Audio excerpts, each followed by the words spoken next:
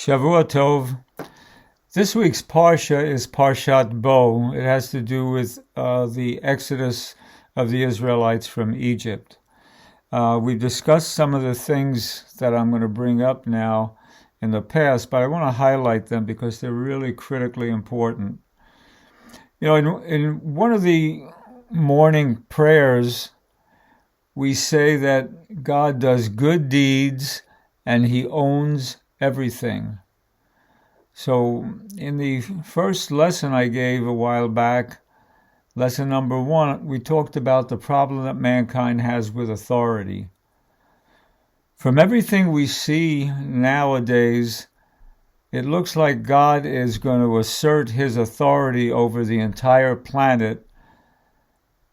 And I don't think we're going to have a comfortable time, as many people have been finding out this past year. So one of the things we have to realize is that God does own everything. He is the one true beneficent authority that we can rely upon, and we can benefit from being obedient.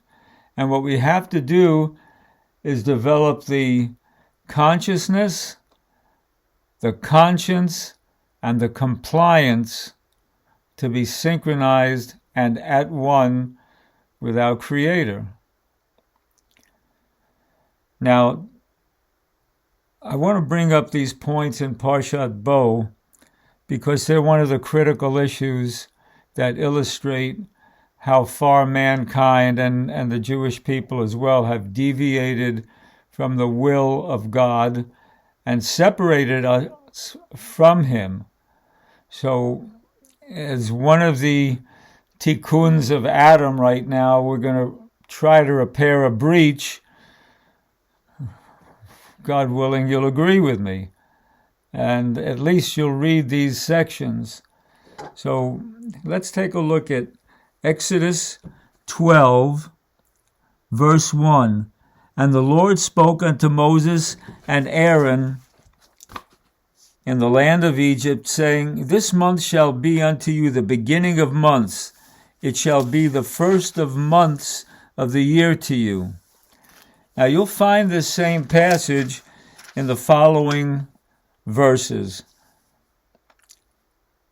Exodus 23:15, Leviticus 23:5, Numbers 9:1, and Deuteronomy 16:1. Now, the new year is defined in these verses. It is not as we've been celebrating for 2,000 some odd years. The day that we have been calling for these 2 millennia, the new year, is actually Remembrance Day, which is a little bit ironic because we're forgetting when we're supposed to remember. So please take a look at these things, these verses, and realize that if God is our true authority, and He certainly is, and He's reclaiming His world as it appears quite uncomfortably for many people, we better do what He wants. It's in our best interest. Now, additionally, there's the issue of when do we celebrate the holiday of Shavuot, the Feast of Weeks. And it's determined by when we count the 49 days of bringing the Omer. Now, this has been a controversy in the Jewish world in the past. The Torah itself says that you start bringing the Omer after the Sabbath. Now, we're talking about 7 days of Passover, so the day after that is the day that we actually start to count the Omer. Now, the only Jews who got this right are the Ethiopian Jews because they didn't have rabbis to tell them differently. So they just went by the written Torah, which is what we must do. And if you remember, there are about 24 verses that tell us that it is forbidden to add and subtract from the written word. Anyway, so the forerunners of the rabbis, the Pharisees, the Porshim, they had us start counting the Omer from the day after the first day of Passover. Why is this ridiculous? Because you can't eat bread until you bring the Omer. So if you're still eating matzah because you're not allowed to eat bread, that should tell everybody that you don't count the Omer until the Ethiopians were counting it, which is the day after the seventh day of Passover. Now the Sadducees had their own calculation, which is the intermediate Sabbath within the 7 days of Passover, which again is ridiculous because you're not allowed to eat bread until you bring the Omer, and if for 7 days you're commanded to eat matzot and not bread, well, we know when we have to start counting the Omer. So please remember that. Now, I want to dedicate this lesson number 27, to a very old friend of mine, Albert Sutton. He's a he was a Harvard-Yale professor. He taught engineering and physics, and he was the one that told me to take a look at the Bible about 45 years ago. Actually, now it's almost 46 years ago. So I'm eternally grateful to Albert. And Albert was one of the most amazing human beings that I'd ever met to this day. Anyway, so may God bless Albert and bring him back with the resurrection of the dead to a world that's going to be one that he's going to really be happy with. Now, in knowing that God is the owner of the world and that we must comply with him sooner rather than later, and we see the calamities in the world that are taking place,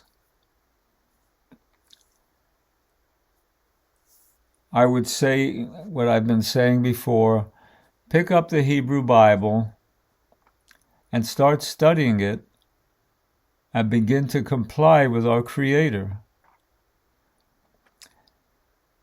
And for you people who go to the shul, the synagogue, you're all responsible for this. You just can't get a free ride by doing what the rabbis have done for 2,000 years, because if you take a look at their track record of leadership, you can see quite well that it's been a disaster. And like I've said before, they never do a performance evaluation on their leadership because they won't. It's simply a mutual admiration society. So you need to tell your rabbis, Rabbi, I have a question. What about this? The written Torah says you're not allowed to add or subtract from it in so many places, and it tells us when to start counting the Omer and what the first of the year is. What do you have to say about this? And then what you're all responsible for doing, because you've been listening to me, and you can't have amnesia now because God knows that you know. Tell him you want to do what's right. And that even though the comfort zone has been against what I'm saying, it doesn't mean that it's not the truth. And if God is the owner of all of creation, ask the rabbi what he thinks his responsibility is now that he's heard it from you, from all of you. So we need to have a cultural revolution in the Jewish world for sure. And we need to repair the breaches that we've had since the beginning of time. It hasn't been done. And I'm going to say this to you Christians. I mentioned it in the last lesson, lesson 26. You know, you celebrate Jesus and you expect him to return. And I've told you that I've studied the historical Jesus for almost 2 decades. And I'm going to tell you this, based on what I've learned. When he comes back, he's going to be angry at all of you for maintaining the mythology about who he is. He's not God in the flesh. He's not going to condone your meat eating and certainly your pork eating. He's not going to condone your ignoring of the Sabbath or the Jewish holidays, because Jesus was not a Gentile.